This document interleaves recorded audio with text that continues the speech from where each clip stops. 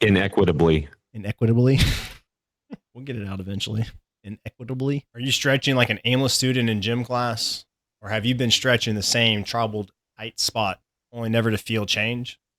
It's not working because you don't know stretch. So this is not a with the right attitude kind of thing. Today, we're going to talk about the methodology that we use with our clients to achieve the type of flexibility that's promised and almost never delivered with traditional stretching. Let's take, for example, one of the most common things that gets cited as the reason for a person's mobility limitations: tight hamstrings. There are some very common proposed fixes for tight hamstrings, like a forward bend, which is either being standing or seated, sometimes with either weights or a person forcing a depth of reach. There's the runner stretch that we've all seen when someone yanks a heel on top of something that is about hip height and very grudgingly tries to touch their toes. There is the seated splits where we sit on the floor, have our feet spread, and go to one side and then the other, sort of a hybridization of the forward bend and the runner stretch that we talked about earlier. Yet the limitation remains with very little progress to show for it, no matter how often the attempts are made. So in an offer of proof, let's go over a way to magically reduce or remove the tightness in the hamstrings without performing any of the methods that we just talked about. First, let's do a test to find out where you are with your forward bend. Try and lean forward with a flat back and legs that are almost straight as you try and touch your toes. If you have questionable balance, you can perform this one with your hips against the wall, and if you need more accommodation, you can do it seated with your legs extended in front of you as well. Make sure to note how much space you have between your fingertips and the floor or the tops of your feet. Now, grab a chair and have a seat. Feet flat, knees over ankles. Lift your chest so that your back is flat, and lift your left leg so the bend in the knee stays, but your foot leaves the floor. Lower the leg so that the foot is almost touching the floor, and then lift the leg again. Repeat for 10 reps. Remember to keep your chest lifted, your back flat, and your knee bent.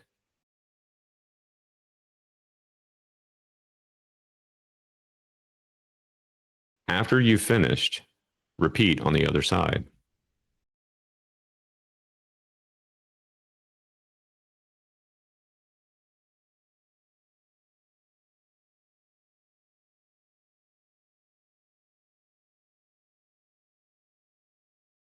Now test your forward bend the same way you did in the beginning. It's almost a guarantee that you'll feel a greater sense of ease in the hamstrings this time around. So why did that work? With a bent knee, there was no stretch effort being exerted. So why did you have more range in a muscle that was in a shortened position during the movement? For that, we need to distinguish the difference between what stretching is versus what strength is. Generating tension in a muscle or a muscle group is how we define strength. From an applied standpoint, that means expressing tension against force, which in most cases means the force that gravity is exerting on the limb or an object or both. That's the case whether a muscle is flexed or extended. When we define stretch, we do it as expressing length in a muscle or a muscle group. That's it.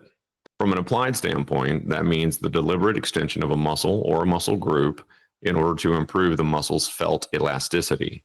There are two types of stretching: passive and active. Passive stretching is establishing length in a passive muscle or muscle group. There's no tension being exerted. Active stretching is establishing tensioned length, that is, a muscle that is actively expressing strength in a muscle or muscle group. So why do we care? Passive stretching primarily stresses muscle ends, risking connective tissue injury. Active muscle engagement prioritizes safety, building strength, and injury resistance. Muscles adopt frequently used positions, but rarely realize the change.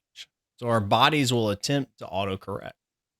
An example of this is going to be hunched over a computer or a book, studying or working for hours. And then all of a sudden we're going to snap back, primal stretch, which is going to be helping our bodies return back to normal. Or perhaps you recall the difficulty of unwinding your legs from sitting cross legged for hours on the floor. 2 tests to demonstrate this. One will be the pancake dead spider test to show how positions of change after clenching and spreading. And then there's a silly and fun one to do in a doorway.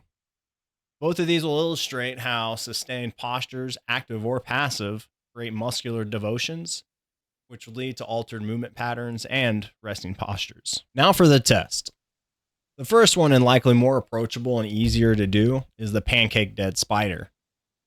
And as Paul's demonstrating with his arm resting on his knee, we're going to relax our hand and allow it to be as open or as closed as it is. No efforts one way or the other. Now, make a fist as tight as possible for about 10 to 20 seconds.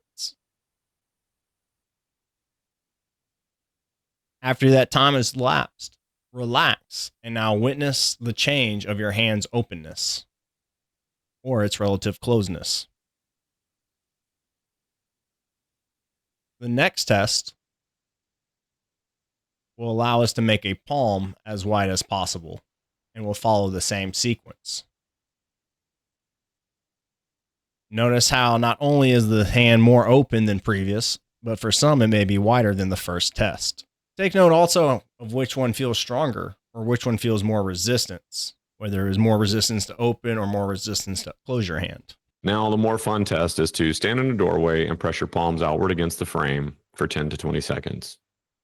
Then, once you're free of the frame, watch your arms rise upward without the mental command to do so.